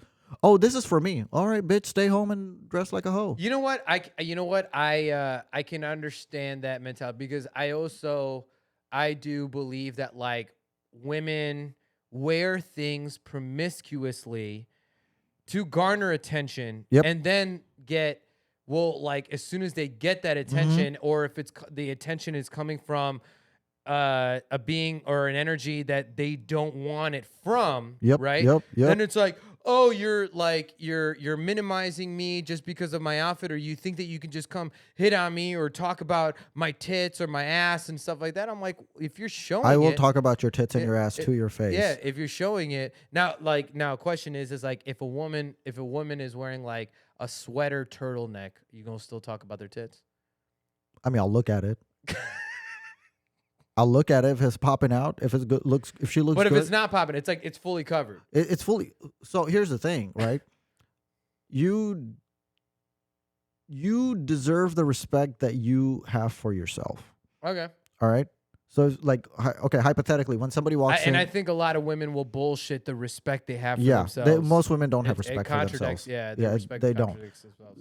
And a lot of guys don't either, right? Because like, Facts, yeah. yeah. A lot of guys too. Like- Yep. Let's just say, yeah, people in general like Right. contradict the respect that they actually have for themselves. well, no. Here's the difference, though. Women don't respect themselves, but they don't like being called out on it. You tell a guy he doesn't respect himself, you call him out on it, he'll be like, "Yeah, bro, you're right." Right? I mean, unless he's like a completely degenerate, right? But like, okay, when people come to my house, I'm like, "Yo, take off your shoes," right? And I'm one of those Paki. Like my place is immaculate. You can. That's an Asian thing. Like It's not even Asian You were thing. even surprised. I'm like, oh, you can keep your shoes on, but I'm in a white household, so it's Yeah, like, but like, I'll be like, when someone comes to my house and they want to take their shoes, no, I'm like, yo, take the shoes off, because if I start walking around with my shoes on, that means I don't respect my place, or that's my boundary, right? I don't respect it, and I expect you to respect a boundary that, like imagine like I walk in here and you're wearing shoes and you're like telling me to take the shoes off. It's not gonna be, I'm just gonna be like, yo, what the hell's wrong with this dude, right? Like so if a girl's wearing a turtleneck, I'll talk to a girl. Dude, I've had girls get so mad when you reject them. well, not as much talking to them, but I'm saying that like talking about them. yeah, like talking to, like let's say like because you said that like if a girl If she's got a pretty face, I'll talk to him. you know Is that what you're asking? no, dude. Oh, all right. Okay, because We'll edit that out. No, not even. This is a very raw podcast show. All right. But like, no, what I'm saying, so like, essentially to your argument, you were saying that like, if a girl is wearing a promiscuous outfit, like tits out, ass curve, like Okay. saying everything's tight. You're saying like, I'm gonna talk about their tits and their ass if they fucking are showing it to me. Like, that's Okay. that's essentially what I'm hearing, right? Right. Right. You're Okay, like, so here's the thing. Typically, I don't talk about it. I mean, like if I'm with the buddy or whatever, I'll be like, so I don't like look at it like, oh, check out them titties. I used to do that when I was younger, but as I've gotten older, I've realized I can't even respect somebody if I don't respect you the way you're dressed. facts. Okay. Right? If I can't respect the way you're dressed, I can't respect you. If I can't respect you, I can't find you attractive. If I can't Yeah. find you attractive, I'm not gonna like. You're not even worth the Yeah, oxygen I'm not to gonna waste my time. Yeah. discuss what your tits look like. Now, if I want to make a joke about it, now as a Yeah. comedian, now the comedian part will kick in, and I'll be Yeah, like, yeah. oh, look at that little floss thing she's wearing or Yeah, whatever. yeah, right. That's different. Okay, so like, all right, so like, So I the- would imagine like if a woman was wearing like let's say like cleavage, you can see full on, and Yeah. she's wearing like a very like let's call it just a promiscuous outfit, right? And Yeah. you're seeing all the curves, like, and if you're talking to her, are you going to call out the No. promiscuous? Okay, so then that was my question. See, 'Cause I'm I thinking. thought that you Here's were- the thing: I don't go out a lot. I don't talk to a lot of people. Yeah. Now, if I go to clubs and I know how women are gonna be dressed, I can't go there and be like, I can't go there and talk shit on them like that, right? Like, what are you gonna do? You go to a club, bunch of people are dressed up in like a hijab. Yeah. I don't expect that, right? Now, most of the female interaction I have are with female comedians, and I just treat them like my peers. I don't look at them sexually. I don't do nothing. I don't find them like sexually attractive. I'm just very neutral. I'm just very professional with all of them. I've had a couple of try to, come over or sleep with me or ask me to whatever. I've just said no, Yeah. right? But even if we got some comics who are very, very, and I've seen these dudes, like the second a new comedian comes in, like new female comic comes in, all these thirsty ass dudes, they start running up to her. She could bomb at the open mic so hard. She could bomb the show. Guys don't give a shit if a girl's funny or not. They just want to go stick it in. Right? And I'm just like, I'll sit there and I'll watch all these dudes and I'm just like, all right. You know what? I hear that argument to this point where like I think the biggest attraction, well, especially now, because being here in Dallas, I've only been in a relationship the entire time, right? And Cheat. No, that's one thing that I can say though that I knew why I wanted to put a ring on my girl's finger. Yeah. Was that I mean I've been in the entertainment game and I have messed up for less. Like I'll be Right. honest with that. Like I've messed up for less. Like even to the point where like I have appeased an attraction or attention coming my way. Yeah. Being in a relationship, and like, I've fallen under letting the devil ride, in many situations, especially in my 20s. After I became 30, Yeah. I understood, like I actually very much understood who I wanted to give my energy for, right? And Right.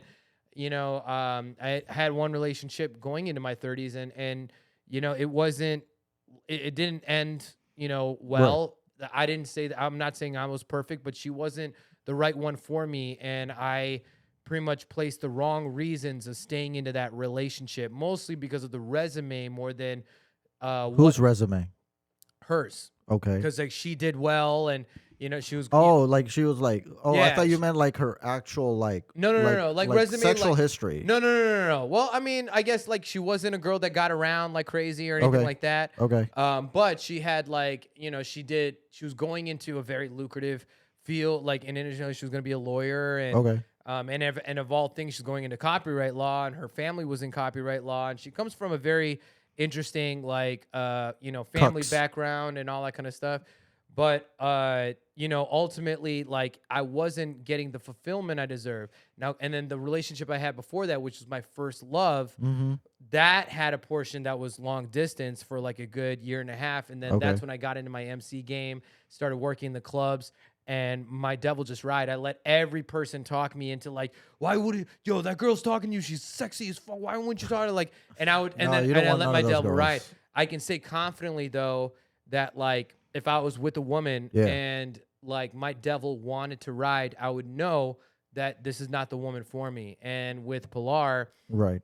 through the entire long distance, not once, like I have turned down more women than I have in my entire life being with It's her. funny how it works when you have somebody. And dude, I even bought a silicone ring for $7, like just to keep it on my finger because just so that I have it. I'm like, you know, like I'm. I used to wear a wedding ring, a fake wedding ring, and that would get me more chicks than anything else. So you're trying to get chicks? No, I'm not. Dude, don't do it. Don't do it, Sibb. My fiance listens to every fucking episode, and I know she's gonna listen to you, bro. No, I'm not trying to get no chicks. Okay, I'm trying to let them know. Bro, if you did, I'm not gonna say anything. That's just bro code. I know what you just like every one of them fucking do. So let my door right.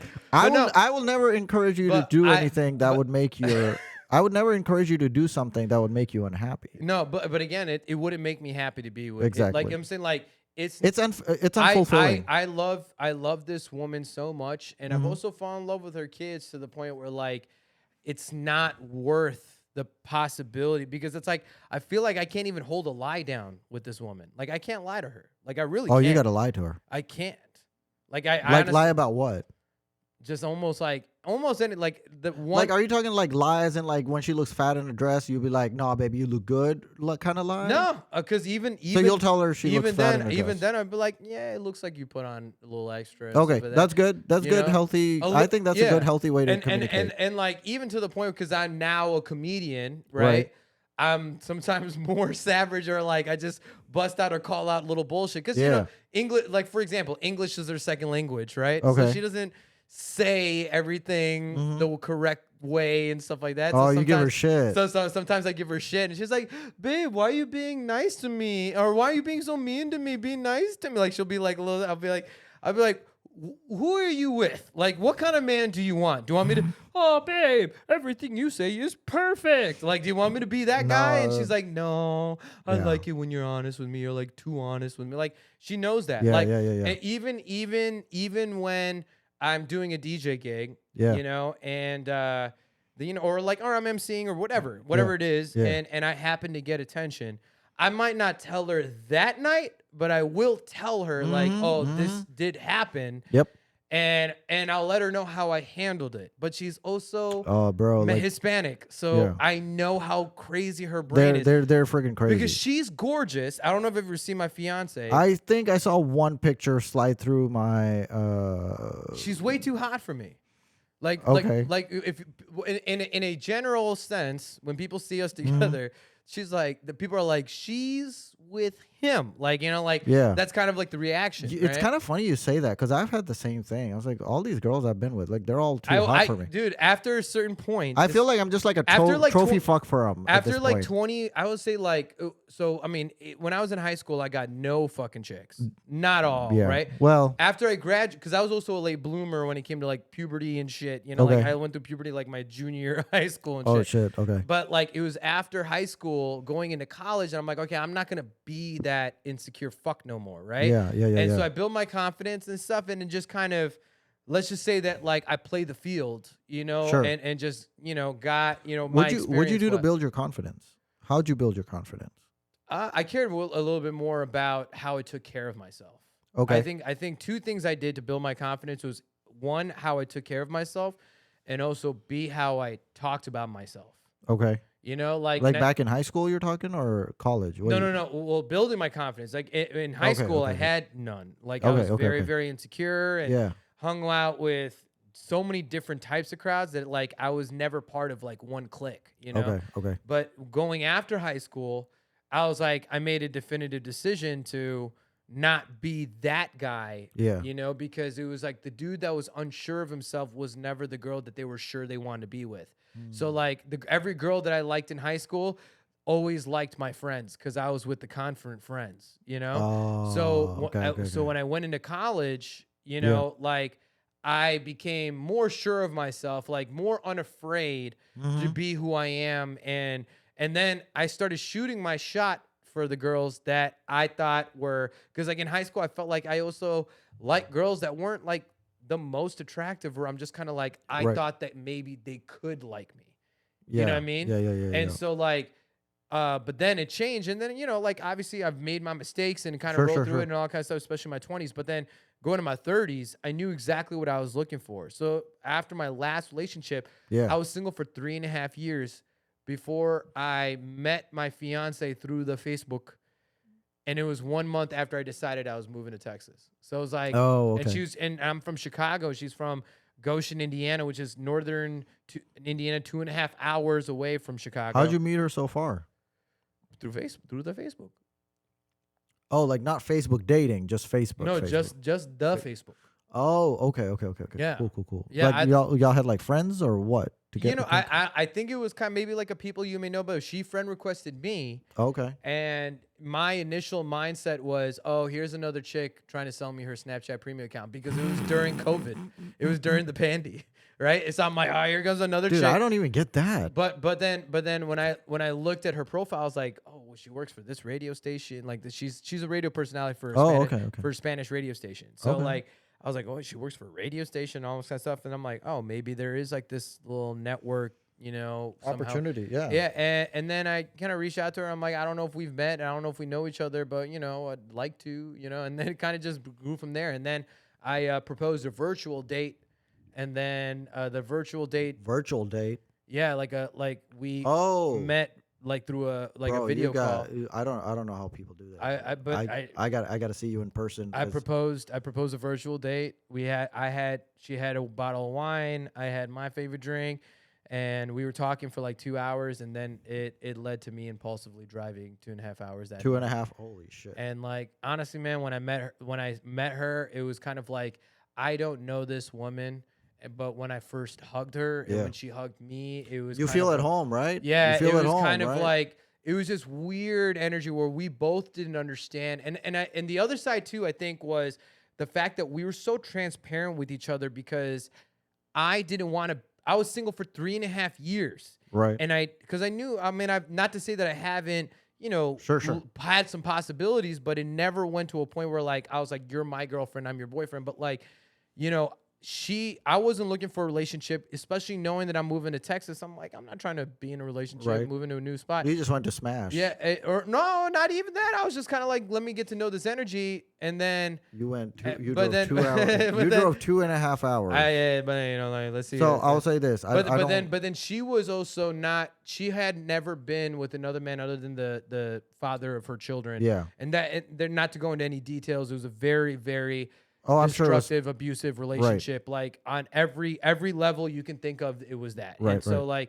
like after that, after she had divorced him, she had never been with him. She was like expecting. She's like, I will date once my youngest is 18 and I'm in my 40s. I'll live my life then. Yeah. That's what she was. She was fully focused on them. So we both were just so honest with each other, and that's what led to us. so you told her about your herpes and everything.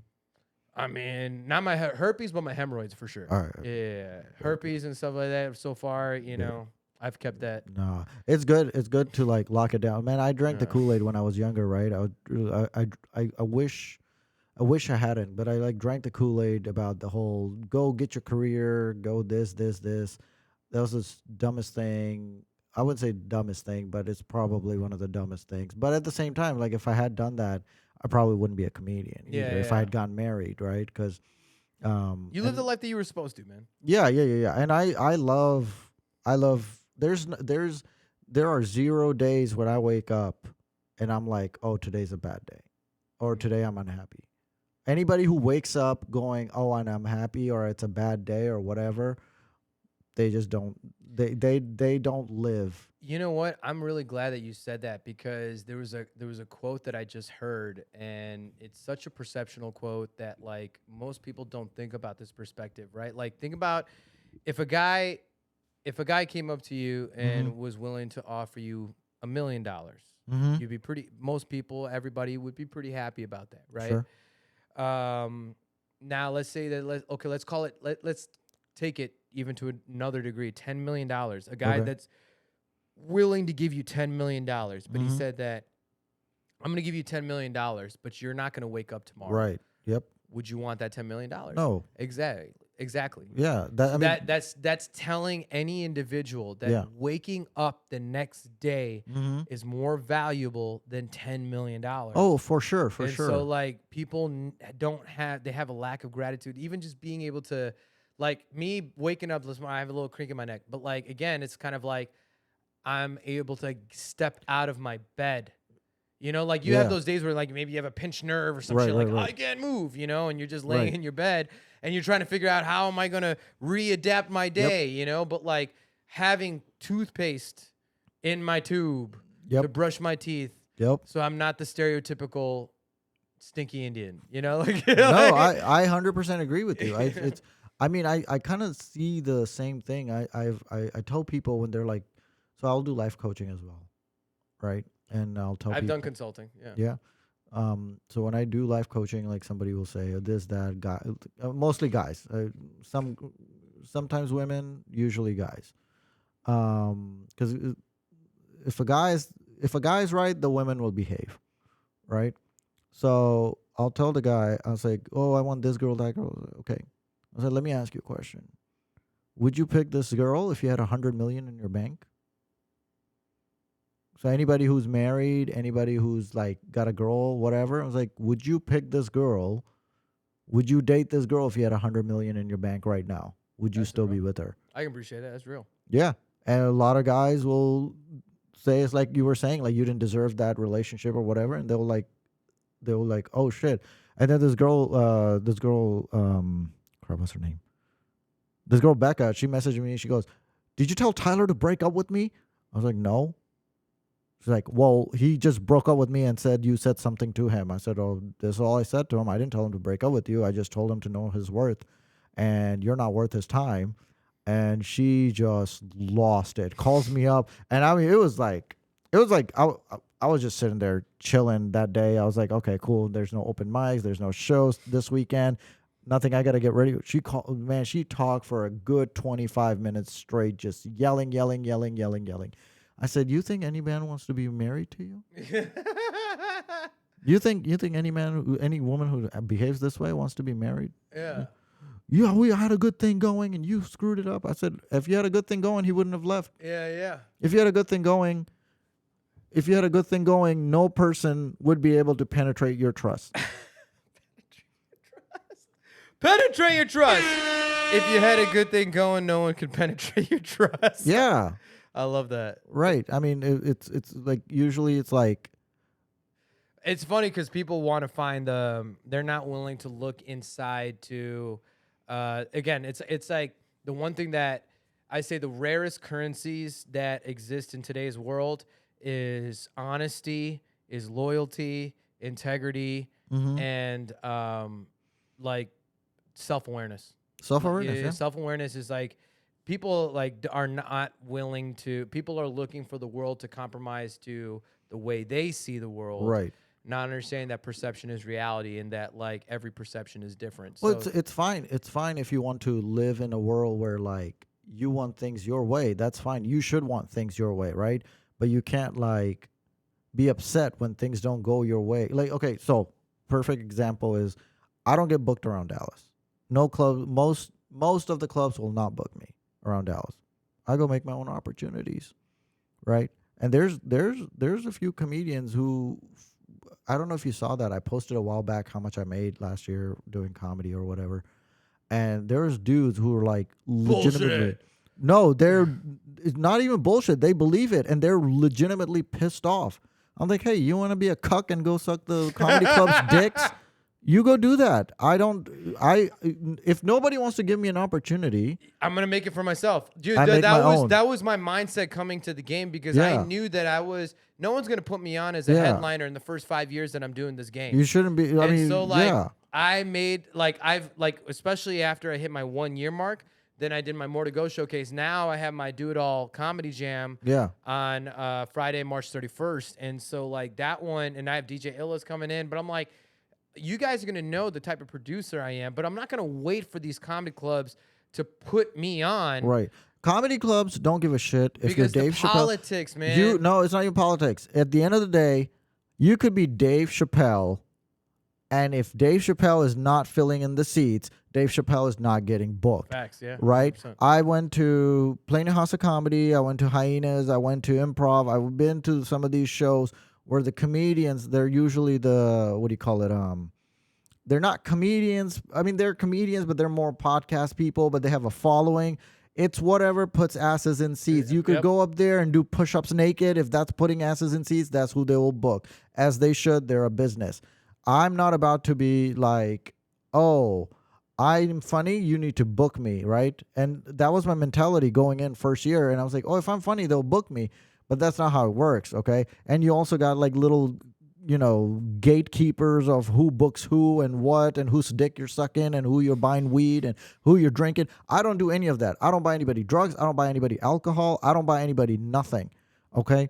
Here's what I am. I'll make sure your audience has fun. If you want to book me, great. You don't want to book me, no harm, no foul. Yeah. I don't care. Yeah. Right? I will message like bookers and managers and stuff, and they'll just leave me on red and stuff. And I'm like, okay, cool. Yeah. No problem. It is what it is. Yeah.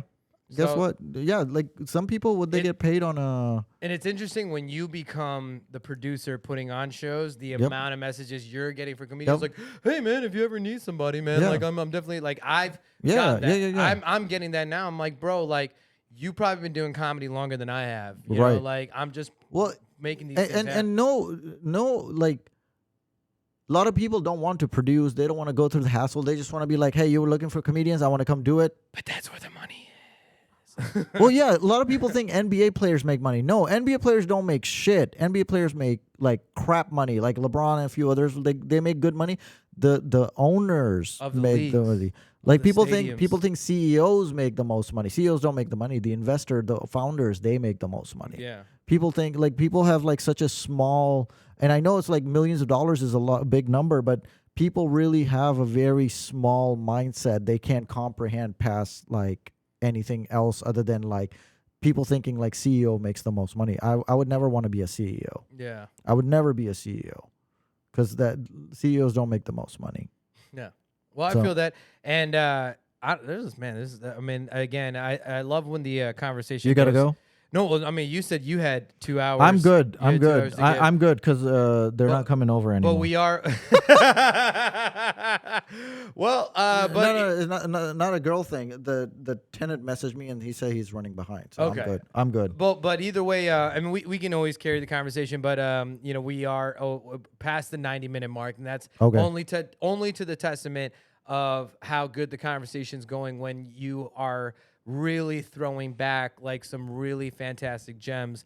But Yeah. to stay to the model, I'm going to go ahead and close this out. And how I close out every single episode is that I leave it to my guests and I have them say a final statement, quote, phrase, whatever they want, but I have them picture it as if this was the last thing you were ever going to say on camera to the world. Ooh. You go ahead and leave off the podcast with your final statement to the world. Go ahead. I think I already said it.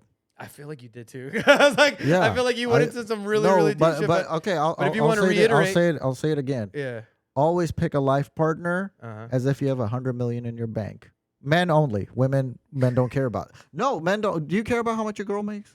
I don't know.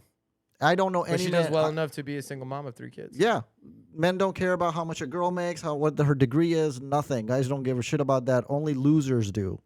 If a guy cares about your degree, however, if a guy says, "Oh, I like how you're so ambitious and this and that," he's just trying to bang you, girl. No, I'm like literally trying to help girls here. Like, don't. And I think girls can usually sense bullshit, but if a guy is persistent enough, they'll put out, and then they'll be like, "Oh crap, I'm pregnant."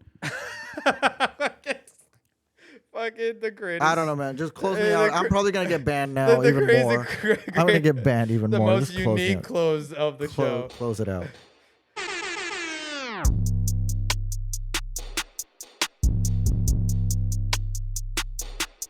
You could do it all.